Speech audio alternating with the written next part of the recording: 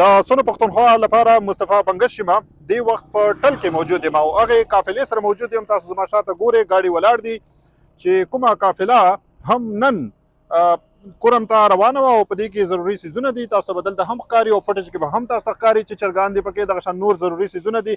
هغه روان وو کورم ته او په کورم بګن کې یو پیښه مخې ته راغله او هغې له وجې دا قافله چې کوم دی واپس شوه او اوس چې کوم دی دا واپس روانه ده. دا ویل کېږي چې 15 ګاډي دا کورم ته چې کوم دی تلو او په دې کې مختلف څیزونه وو. هغه څیزونه وو چې کوم د عام ضروریاتو څیزونه دي لکه په هغې کې یا ادویات دي یا سبزي ده میوه ده چرګان دي دغه شان چې کوم دی مالټه ده یا دغه شان نور څیزونه دي.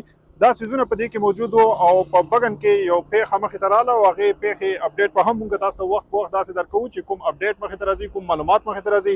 خو فلحال دا دی چې دا ټرکونه تاسو ګورئ چې دا روان دي او دا نور ټرکونه هم رالو. زما کیمرامین که دی خو تاسو ته وښیي دا ټرکونه چې کوم دی روان دي او یو پوره لاین دی او 15 ګاډي داسې وو چې په هغې باندې فایرنګ شوی دی او د فایرنګ څه نقصانونه کړي دي یا څه ټرکونو نقصانونه یې کړي دي ډرایورانو یا څه نقصان کړی دی دا اطلاعات لا فلحال مخې ته نه دي راغلي. خو دا ټرکونه تاسو ګورئ وخت په وخت داسې ټرکونه تاسو ګورئ چې روان دي او پوره لاین کې چې کوم دی دا یو جوړ دی.